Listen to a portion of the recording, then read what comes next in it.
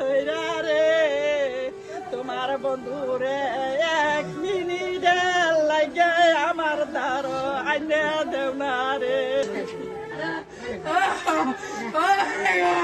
একটা দিন আমার কথা কয় না একটা দিনে আমার কথা কয় না আমি একটু কথা কইতে না। সৌদি আরবে ইরানের মিসাইল হামলায় কিশোরগঞ্জের কটিয়াদী উপজেলার এক প্রবাসী যুবক নিহত হয়েছেন। পরিবারের একমাত্র উপার্জনক্ষম মানুষকে হারিয়ে শোকের মাতম চলছে পুরো এলাকায়। মরদেহ দেশে ফিরিয়ে আনার দাবি জানিয়েছেন স্বজনরা। সৌদি আরবে ইরানের মিসাইল হামলায় নিহত হয়েছেন কিশোরগঞ্জের কটিয়াদী উপজেলার জামালপুর ইউনিয়নের পশ্চিম ফেকামারা গ্রামের প্রবাসী বাচ্চু মিয়া। রোববার ইফতারের আগের মুহূর্তে সৌদি আরবের আল খারিজ শহরে আল তোয়াইক বলদিয়া কোম্পানির একটি শ্রমিক ক্যাম্পে মিসাইল বিস্ফোরণে তার মৃত্যু হয়।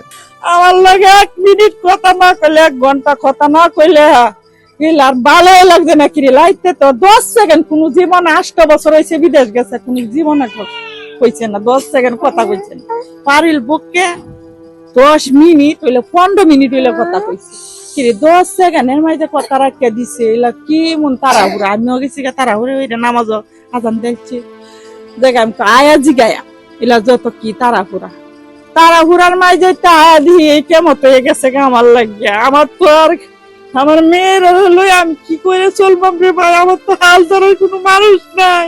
বাচ্চু মিয়ার মৃত্যুর খবর গ্রামে পৌঁছালে নেমে আসে শোকের ছায়া। সোমবার সকাল থেকে তার বাড়িতে ভিড় করছেন আত্মীয় স্বজন ও প্রতিবেশীরা। পরিবারের সচ্ছলতা ফেরাতে প্রায় 8 বছর আগে রোড ক্লিনার হিসাবে সৌদি আরবে পাড়ি জমান বাচ্চু মিয়া। 1 ছেলে ও 2 মেয়ে ভবিষ্যৎ গড়ায় ছিল তার জীবনের সবচেয়ে বড় স্বপ্ন। তাদের মধ্যে 1 কন্যা সন্তান প্রতিবন্ধী। বাচ্চু মিয়া ছিলেন পরিশ্রমী ও শান্ত স্বভাবের একজন মানুষ। তার মৃত্যুতে পুরো এলাকায় শোকের ছায়া নেমে এসেছে। হঠাৎ করে পরিবারের একমাত্র উপার্জনক্ষম মানুষকে হারিয়ে দিশেহারা স্বজনরা। এটা আসলে একটা হতদরিদ্র পরিবার থেকেই বেড়ে ওঠা, তারপরেও একটা পর্যায়ে এলাকাবাসীর অর্থায়নে ওদেরকে বিদেশে পাঠানো হইলে আজকে এই দুঃখজনক ঘটনায় পুরো এলাকায় শোক নেমে আসে।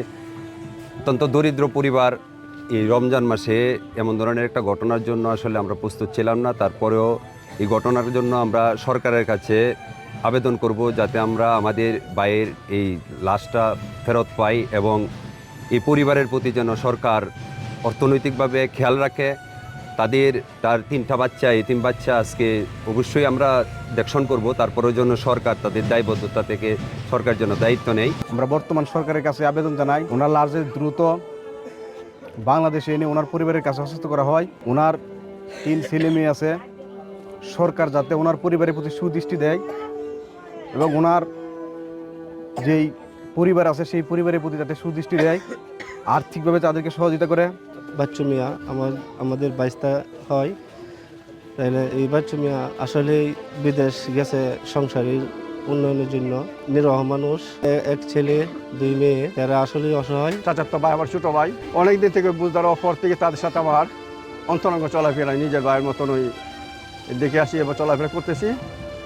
আমার জানা মতে তাকে সার্টিফিকেট দিলে ভালো সার্টিফিকেট দিতে হয়, উনি ভালো মানুষ এবং সরল এবং ধার্মিক। তাদের দাবি দ্রুত মরদেহ দেশে ফিরিয়ে এনে সরকারের পক্ষ থেকে সহায়তা দেয়া হোক। বাচ্চু মিয়ার মরদেহ দেশে ফিরিয়ে আনার জন্য প্রয়োজনীয় প্রক্রিয়া চলছে বলে জানিয়েছেন উপজেলা প্রশাসন। পরিবারকে সহায়তার আশ্বাসও দেওয়া হয়েছে। বাচ্চু মিয়া ওনার বাড়ি আমাদের কটিয়াদী উপজেলার জালালপুর ইউনিয়নের ফেকামারা গ্রামে।